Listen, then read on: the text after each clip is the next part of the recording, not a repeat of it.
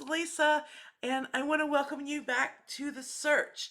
I hope everybody has had a great day and is getting ready for the holidays. If this is your first time coming to my channel, I hope that you feel a sense of empathy in wanting to share, subscribe, and like. We are trying to grow. I am a newer channel on here and I focus on missing and unsolved cases. If you are new and you would like to go and look in any of our previous videos, if you see the search wrote in red, you are going to be watching a show that is about a mystery of someone being murdered but has never gotten justice. If the search is in yellow, it is about a missing person case. So that means that there is no evidence of foul play. They have simply just disappeared. Maybe that will help you in finding what you would like to watch first. We update every Thursday, 8 p.m.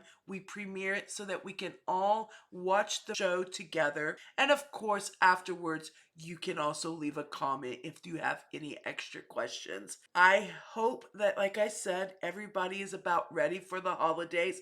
By the time this airs, it will be only about 4 or 5 days out. So good luck with getting everything together if you are celebrating the holidays. Let's get into it today. This case has been covered through the years and once again, still unsolved. Today, this case is about Maura Murray. Maura Murray was born on May 4th in 1982 in Brockton, Massachusetts. Now, before I go any further, I always like to talk about this part at the beginning. Before I get started in the actual crime, I like to talk about who the victim is. I feel that hopefully it connects more with the viewers and even gives them an extra, just a little dash of empathy to maybe take that second glance, take that extra look if they're in the area, and just relate. We tend to do a little extra when we feel that empathy. So I'm hoping by the way that I do that, it does help, because that is what we are trying to do, is get people to look out, give leads and tips. Before I actually get into what happened, I'm gonna tell you a little bit more about Maura, okay? So like I said, she was born in Brockton, Massachusetts, and was the youngest daughter of Fred Murray, and he was a medical technician, and Laura Murray, who was a nurse. So both in the medical fields, right? Moore grew up in Hanson, which was like a small suburb on it's like the South Shore, I believe, of Massachusetts. They were like a working class family with plenty of guidance, leadership from her siblings. She had an older brother named Fred Jr.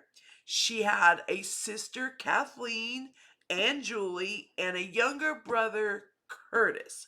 Curtis with a K. I will let you know that her parents did divorce when she was 6. More though, she was such an overachiever. She had a big family, a lot of brothers and sisters. Her parents, although they said they were middle class, they really worked hard. They were educated and there was a lot of balance in the family. But like I said, they did divorce when she was 6. With that being said, she was an overachiever. She excelled both academically and actually she was on the National Honor Society. She was very athletic too, so she had both. She had the athletic side of her and the brain side of her. Usually you're lucky to get one or the other, right? She had both. That's always good.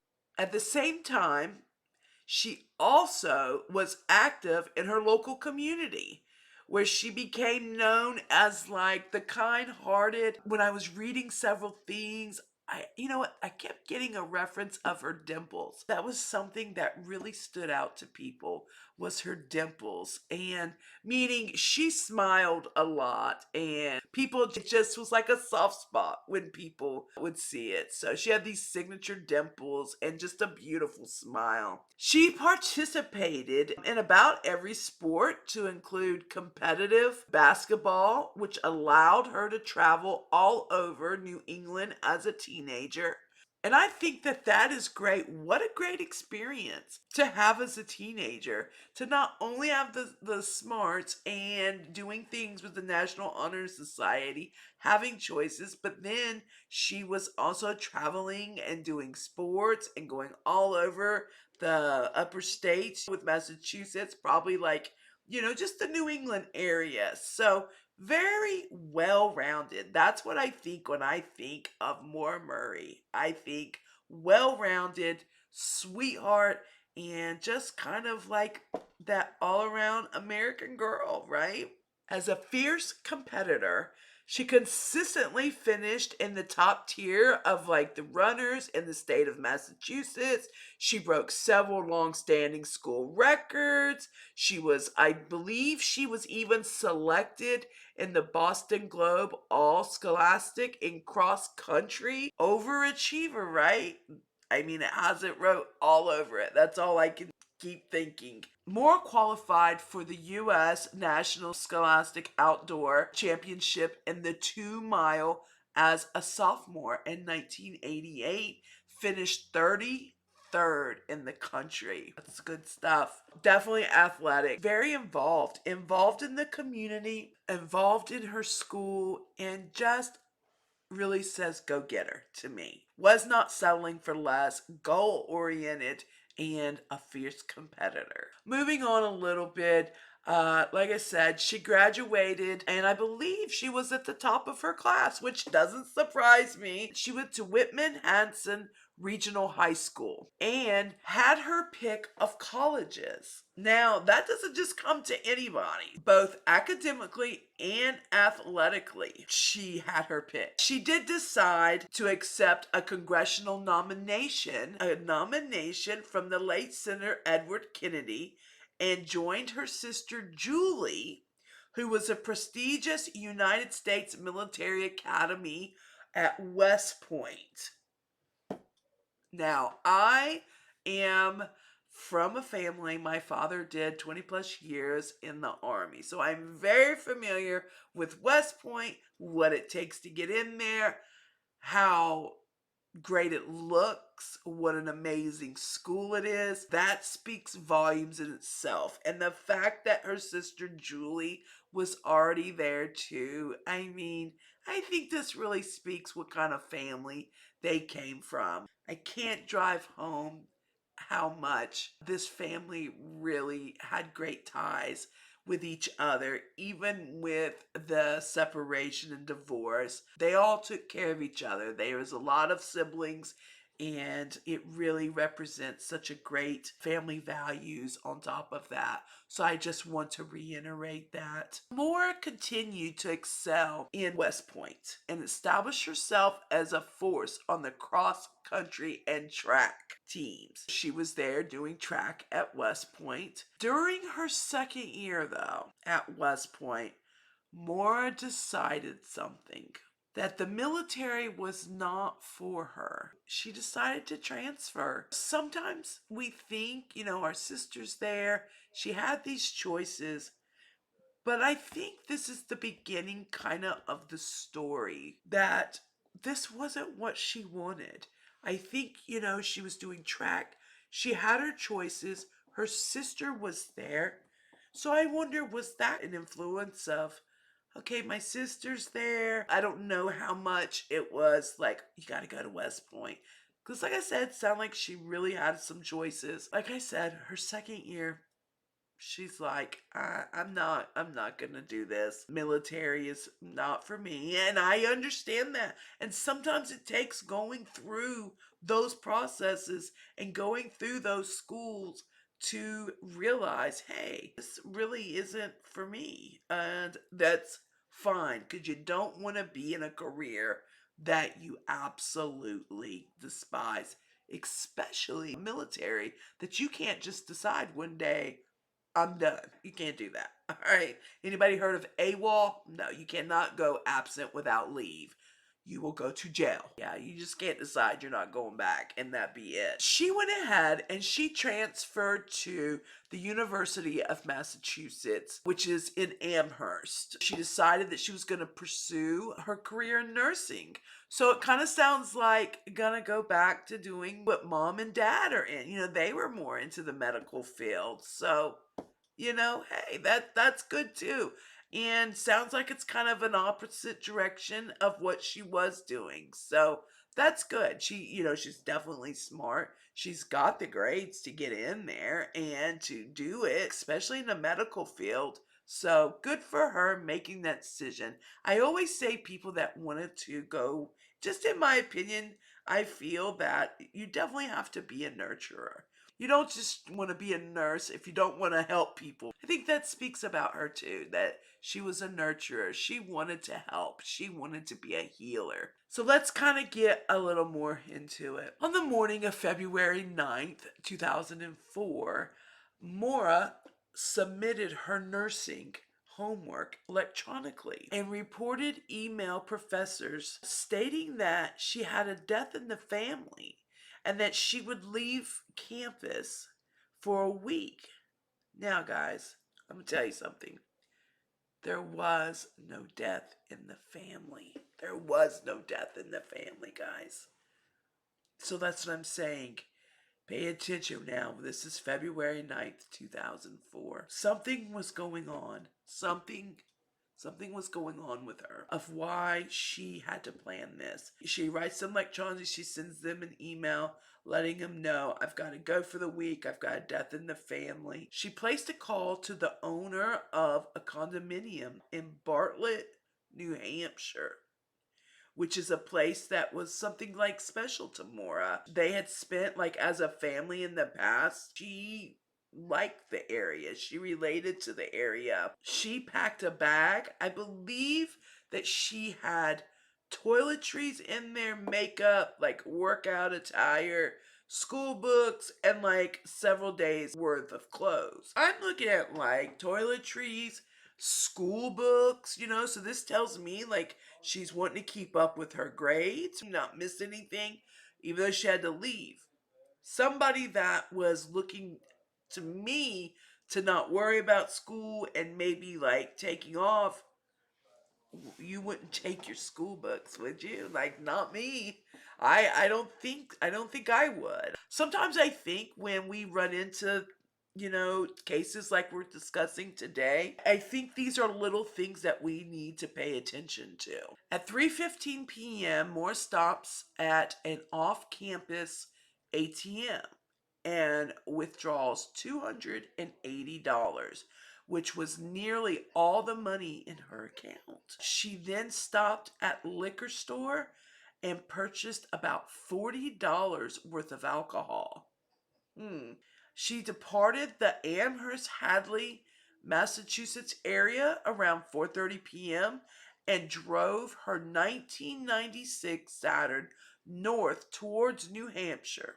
She did not tell anyone what her plans were or why she was heading to New Hampshire on Monday afternoon. So on her way there around 7:27 p.m., a woman by the name of Faith, a resident of Haverhill, New Hampshire, called the police and stated that there had been an accident near her home and that a car was stuck in the ditch. Shortly after, a bus driver named Butch drove by and spoke to Maura. He offered her help and asked her if she needed him to call the police. She declined both offers and said she had already called AAA. Knowing there was no cell reception in that area, Atwood, which is Butch, that was his last name, drove home about 100 yards east. Okay, so not that far, guys, from the accident. Her car was a little banged up. She kind of went off the road. Remember, it's snowy roads, guys. We're talking in February in the New England area. She just kind of slid off, hit, and was stuck. But when Butch left, like he said, he got home and he thought about it. And he thought, No, there's no way that she called, because guess what, guys? He's from there. There was no signal around there. No signal. Why would she not want help? Like, it's freezing out there. Knowing that there was no cell reception in that area, Butch drove home about 100 yards, parked his bus, and went inside to call the police. He called 911. It was placed at 7:42 p.m. When asked if she appeared injured, Atwood told the police that she appeared shaken up and that the airbags had deployed, but that he saw no blood. By the time the first officer arrived on the scene, it was probably about 7:45ish or so. Maura was gone. Now listen. He placed the call at 7:42. He was only about 100 yards. At 7:27, Faith called the police and stated that there had been an accident near her home and a car had been stuck in the ditch. Now, by the time the first officer arrives, it's 7:46.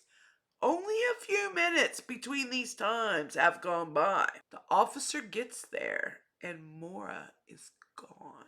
The officer noted that the car had been locked and there was a box of red wine behind the driver's seat, as well as stains on the ceiling and the door, and a Coke bottle that appeared to have red liquid in it. He also noted that there appeared to be a rag stuffed in Maura's tailpipe. Later, it was learned that this was something Fred had advised Maura to do in order to avoid being ticketed by police for excessive smoke coming out of the tailpipe. The officer asked the bus driver for assistance locating Maura and suggested he drive west of the accident scene and search some of the roads in the French Pond area. A state trooper also responded to the scene and also searched the roads west of the accident site. Fire and EMS also responded to the scene. EMS was dismissed within minutes, perhaps because there was no one at the scene to treat. I guess they were like, she's not here.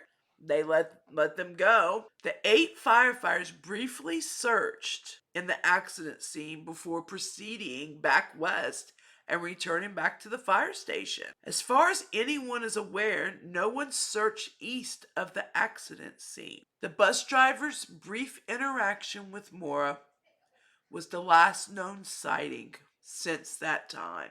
There has been no trace of her and no activity on her cell phone nor bank accounts. I want to talk a little bit extra about. I'd gotten some information. This was off of the Maura Murray organization page that I will link in my description. Also, through going through several news outlets and social medias, there's so much, but I wanted to get as factual as I could far as who she was. This is her family talking about who she is, and I didn't want to mix up any facts. But one thing I want to talk about, she was at West Point. When you read everything on paper, everything seems really, really good, right? Well, I want to tell you a little extra about West Point. These were basic things that were said to the law. Later, getting into things we find out about Maura. Now, when Maura actually was at West Point, she actually got in trouble for stealing $4 worth of makeup. She decided to just resign, go back to UMass, and there would be no issues. Also, I want to talk about in November of 2003, 3 months actually before her disappearance, Murray admitted to using a stolen credit card to order food from several restaurants, including one in Hadley, Massachusetts. The charge was continued in December to be dismissed after 3 months of good behavior. On the evening of February 5th, 2004, while she was on duty at her campus security job, Murray spoke on the phone with her older sister Kathleen. They discussed Kathleen's relationship problems with her fiance. So around 10:30 p.m., while still on her shift, Murray reportedly broke down. So Maura's like breaking down. She reportedly is like in tears. When her supervisor arrived at her desk, Murray was just completely like zoned out. It just was like hollow on the inside almost. Like just not really there. And I'll tell you why that you kind of get this feeling, because when her supervisor arrived at the desk, Murray was just, like I said, zoned out, but no reaction at all. She was unresponsive. The supervisor escorted Maura back to her dorm room, and around 1:20 a.m., when she asked her what was wrong, Maura said with 2 words, "My sister." The contents of that call remained unknown until October of 2017, just to bring that up, when Kathleen publicly explained the conversation. Kathleen, an alcoholic, had been discharged from rehabilitation clinic. This is 2017, so this is like 14, 13 years later when they're discussing stuff. But what I'm trying to tell you is a little bit of background than the actual like story that first came out. These are some things that went on right prior to her leaving. That was one thing, the conversation with Kathleen. And like I said, Kathleen was telling her like she had been discharged from the clinic that evening, and on her way home, her fiance took her to the liquor store, which caused an emotional breakdown. So Kathleen was like doing great, got out of rehab, and then the fiance like stops at the liquor store. On Saturday, February 7th, Maura's father Fred arrived in Amherst. He told investigators he and Maura went car shopping that afternoon and later went to dinner with a friend of the daughter. Murray dropped her father off at his hotel room and, borrowing his Toyota Corolla, returned to campus, attend a dorm party. She arrived at 10:30 p.m. At 2:30 a.m. on Sunday, February 8th, she left the party at 3:30 a.m. en route to her father's motel. She struck a guardrail on Route 9 in Hadley, causing nearly 10,000. I think it was equivalent to like 15,000 if you were talking like in 2022, is what they said, worth of damage to her father's car. The responding officer wrote in an accident report, but there was no documentation of like a sobriety test. So we don't know, like, was she drunk? Was it, once again, we're up in New England area. It's snowy. It could be the weather. Maura was driving to her father's motel. He stayed in his room the rest of the morning. At 4:49 a.m., there was a cell phone call placed to her boyfriend from Fred's phone. So she called from the dad's phone. The participant and content of that phone call are unknown. Later that Sunday, Fred and Maura learned the damage to his vehicle would be covered by his auto insurance. He rented a car, dropped Maura off at the university, and departed for Connecticut. At 11:30 that night, Fred called his daughter to remind her to obtain an accident form from the Register of Motor Vehicles. They agreed to talk again Monday night to discuss the forms and fill out like insurance, all that good stuff, do it over the phone. So remind you, as I'm telling you this is the stuff that was leading up to when she called in that day at the beginning of the video. When I tell you, she called in and said she had to leave for a week from school because there was a death in her family. These are some things that was actually going on in her life. So as you can see, She has wrecked a car. The father has had to do other paperwork to get her a car. His car is totaled. I mean, he really is going the extra mile for her. First of all, she had gotten trouble for stealing like makeup, okay, that was worth like nothing. And then she's at UMass and she's basically used people's credit cards and ordered dinners and things like that. So things are going on. I wanted to kind of tell you in a different way on this story.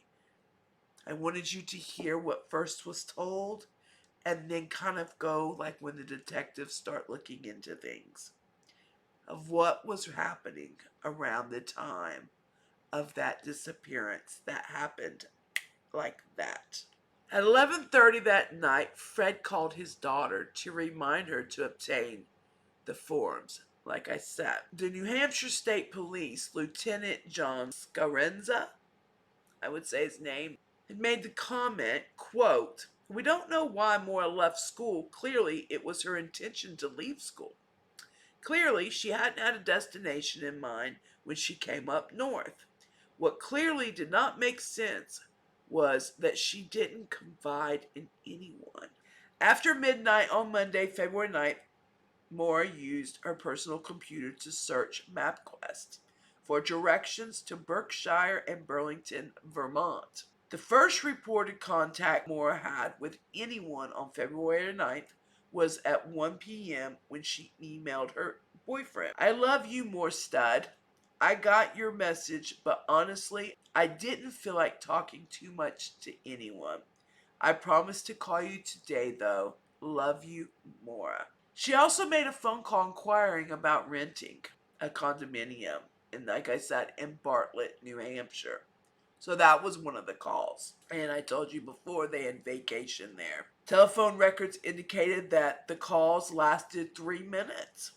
The owner did not rent the condo to her. Maura, at 1:13 p.m., called fellow nursing student for reasons unknown. That is where it took place at that time. So all that is going on, different things, the stealing, the wrecking the car, lots going on here. She's picking up alcohol, she's packing her bag, she has told a lie to her teacher that there was a death in the family. She's very incognito of why leaving. She doesn't tell anyone. Now remember, she has siblings. There are people that she could have turned to. We're talking about someone that excelled in sports, excelled in grades, got into West Point, then, decided that she would leave West Point, was doing some things like a little theft and stealing, and then she goes to UMass, and then she is stealing some credit cards and using it to just order food,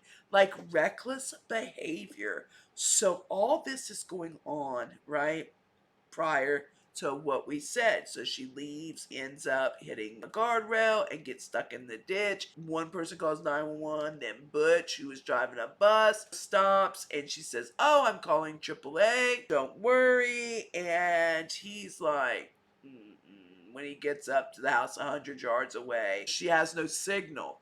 Also, remember that this is not 2023. This is 2004. So if you had a phone, you still probably had, like, remember the Sprint calls and all the different types of calls where you commercials, I mean, where you had the legs in the air and all this. Plus, it's a bunch of snow. There was no signal. They said in her car, Murray packed clothing, toiletry, college textbooks, and birth control pills. That was interesting. When her room was searched later, campus police discovered most of her belongings packed in boxes, the art removed from the walls. It was not clear whether Maura packed them that day, but police at the time said she had packed between Sunday night and Monday morning. On top of the boxes was printed email to Murray's boyfriend, indicating trouble in their relationship. Around 3:30, she drove off campus in her black 996 sedan Classes at university had been canceled that day due to snowstorm. We already talked about how she stopped, got the money out of the ATM, all that stuff, and got her alcohol, which, by the way, that did include some Bailey Irish Cream, Kahlua, vodka, a box of Franzia wine. Security footage again shows she was alone when these purchases. At some point in the day, she also picked up accident report forms from the Register of Motor Vehicle, because remember, she had to talk to her dad. They had to get the forms done from the last car she crashed with her dad. It does show her doing that. Murray, like I said, left Amherst between 4, 5-ish or so. She was on Interstate 91. They believe she called to check her voicemail. I believe that was around 4:37-ish or so. The last recorded use of her cell phone, that was checking the voicemail. To date, there's no indication she had information on her destination or any evidence that she had chosen one. We don't know exactly what her destination was. Was anyone with her? The need for all the alcohol?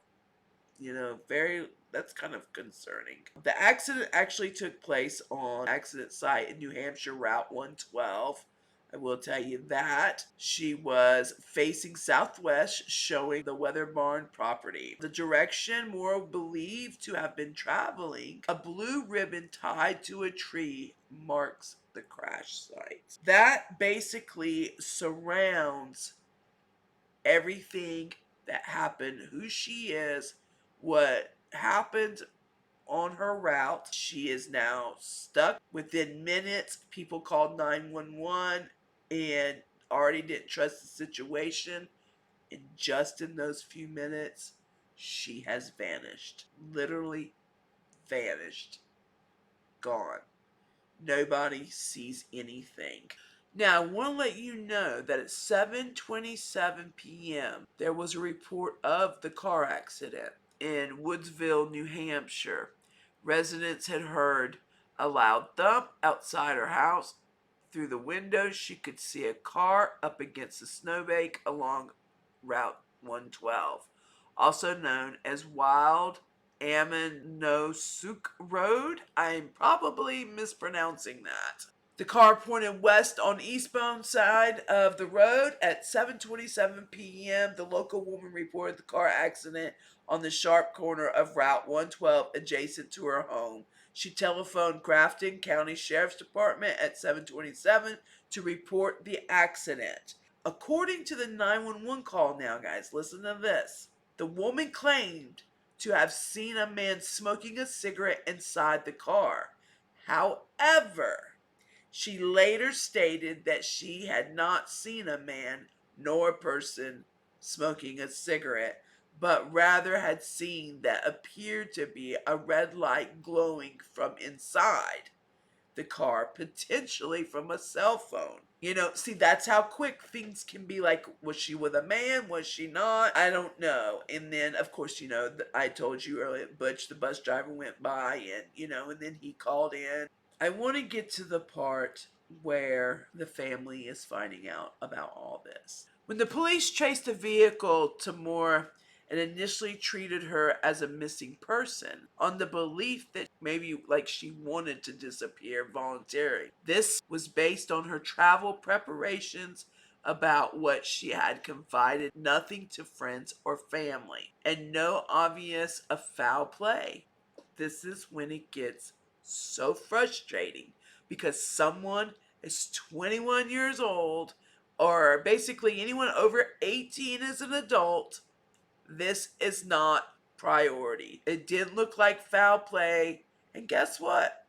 You're allowed to do what you want. We have talked about this in other cases. Now, between 8 and 8:30, a contractor returning home saw a young person moving quickly on foot eastbound on Route 112, about 4 to 5 miles east where Maura's vehicle was discovered. He noted that the young person was wearing jeans, a dark coat, and a light color hood. He did not report it to the police immediately due to his own confusion of dates. only discovering 3 months later when reviewing his work records he had spotted the young person the same night Maura disappeared. What I want to talk about, one, I feel that once Fred and family were notified and he sped up there, the Kathleen, they were on their way up there when he got the call that this accident had happened. I mentioned earlier, 21, it's okay. There's the urgency. Listen, those 24 hours, it's snowing, it's New England area. Let's get some people out there. Let's get them looking. Now, I will tell you, they did have like some firefighters go out, some of the police, a couple people went. Not a full-on search though. Not a full-on search right away. Just kind of looking around. But I'll tell you who did search, and that was Fred. At that time, of course, he did not hear anything. So I let you know kind of what happened prior to her going. Whatever she was doing, like I said, she called real estate. She carried some stuff with her. Did she plan on coming back? Was it just a week getaway where she was having kind of like a little hot mess breakdown? She had been doing some promiscuous kind of things, just not being her. Or during that time when she had stopped and then the Butch had said, nah, she didn't call AAA. Within a couple minutes, could this be, and I don't mean simple as playing it down, but really just, unfortunately, she was there and somebody drove by and it was an opportunity and they grabbed her and took her. That's allegedly. How far could she have got? Now remember, she was a track runner. She could get where she needed to go in miles. She was conditioned. She lived up there her whole life. She was conditioned to the weather. Where was she running to, though? What was she trying to get to? Why did not she take up people for help? There was no call to AAA. That was all debunked. Why didn't she want help? There was a little bit of alcohol missing out of the car, not all of it. Through the years, there has been tips. Fred and family have went and looked and they have gotten research, some teams, things like that. They had one lead a few years later that someone said that they believed that she was buried in a basement in a concrete wall. Needless to say, they did go and look at it. They did. They went and looked at it. And of course, nothing. They dug, they really went in. They went in deep and they looked and nothing. Nothing was there. False lead. Later, in September 2021, authorities found bone fragments at the base of Loon Mountain, but the remains were not identified belonging to Maura Murray. Another letdown. They felt very confident in this one. And the reason too was after they went and did the searching, they then like put tape around stuff and made them wait like 4 hours before they heard anything. And then they did a like televised and announced that it wasn't. It says in July 2022, officials conducted fresh ground search at large area on Route 112. They said they received no new information to prompt the search and did not reveal if the evidence was found. In 2023, the latest push for Maura Murray's family is a billboard campaign that has saturated New Hampshire and Massachusetts. The family says it is already generating new leads. You cannot go into Boston from the south without seeing big giant billboard in your face every day with Maura's information. Julie Murray said, "My dad is so happy about that." Julie Murray is also taking to TikTok to spread awareness and facts about her sister's case. Officials with the New Hampshire Attorney General's office have said not all adult missing person cases are concerning, but given the circumstances, this one is very concerning, and that is why they have kept it on going. Basically, I kind of told you in a little different than what you're used to. I wanted to share what she was like and what happened and what was kind of stated. Unfortunately, when cops, authorities, people allegedly feel that if anything is said negatively about the victim, they're kind of pushed down. A lot of things were kind of kept under wrap for a little bit until they started, of course, investigating things and finding out about the thefts at the colleges. Stuff was going on in her head. Was she having a mental breakdown? Was she going off to disappear? I don't quite know. None of us quite know.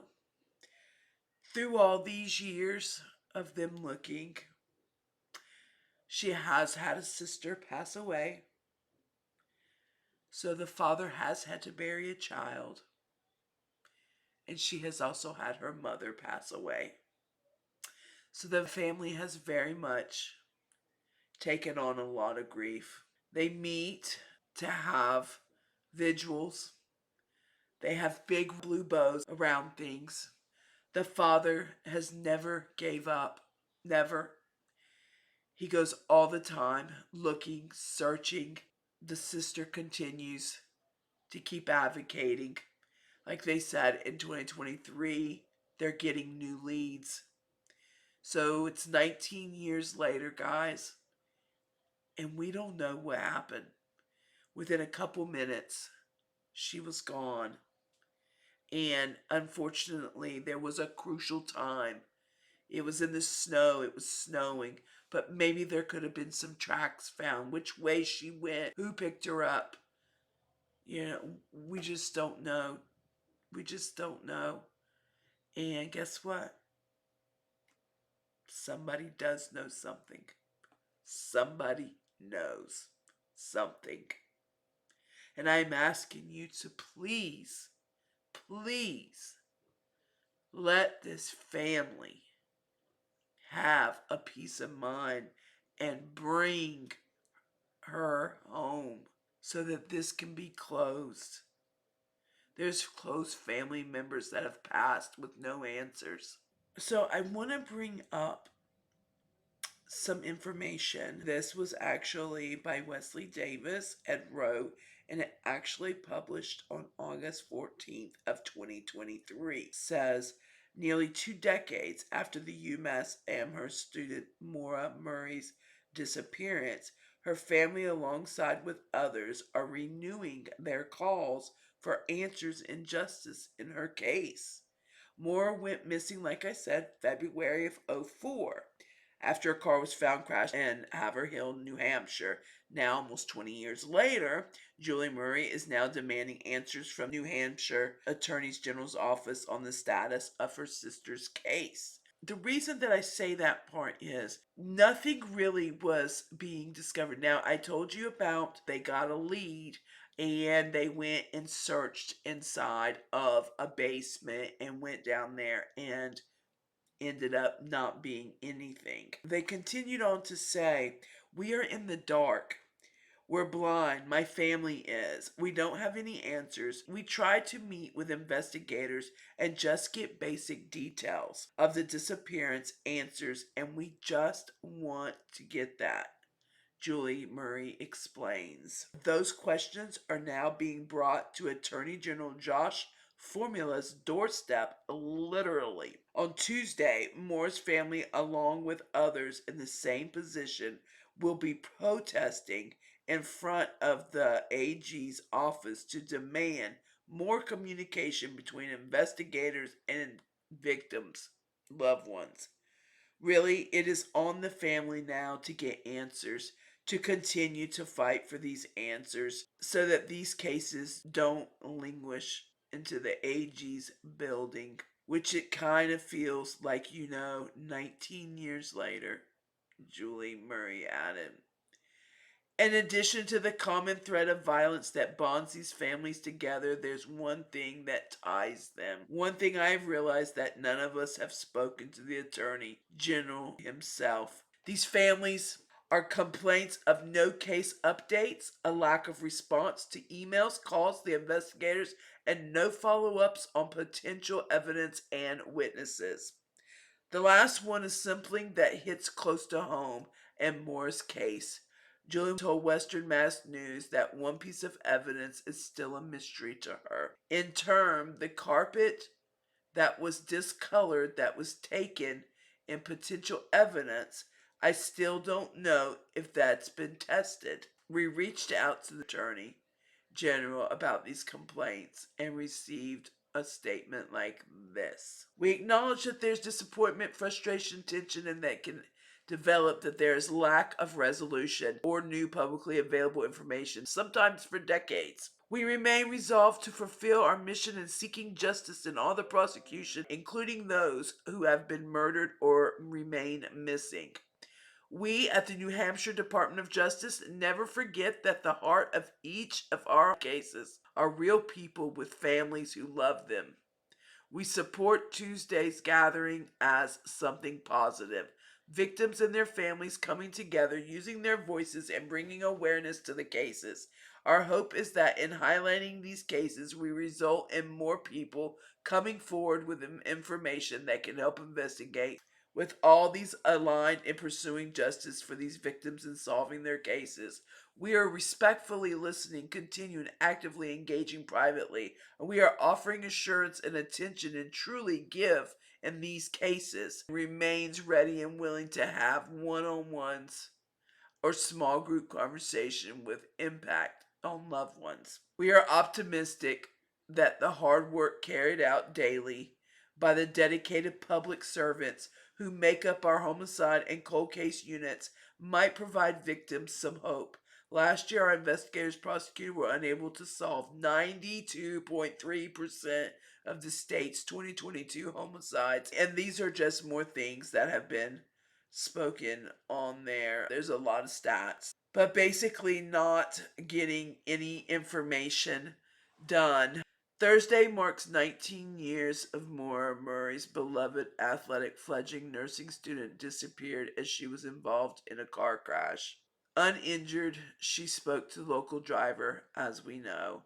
Maura's sister Julie has chronicled her and her family's efforts on TikTok through the account Maura Murray's Missing, where she has garnered 2.7 million likes, over 225,000 followers as of this week.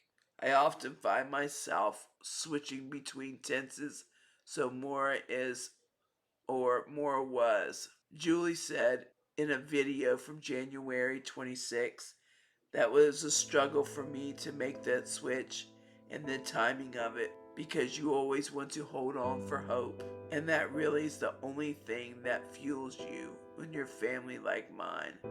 Father, the missing nursing student, believes new info will lead to the remains 15 years later.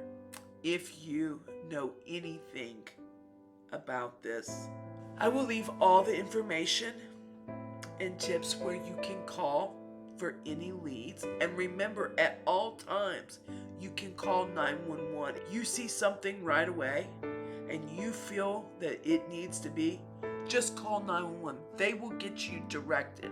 But I will, of course, put up here the information, and it will be in the description of who to contact. Kathleen was the last sister to talk to her. Kathleen was the sister that passed away on Thanksgiving Day. We have to be blessed for every day and pray for the families that go through these type of things. So with that prayer, I do something special. At the end of each search episode, I have a ribbon, and I chose blue for Maura Murray because of the blue ribbons that they place around the trees for her. And I place this ribbon of prayer on the board with all our other victims that need justice.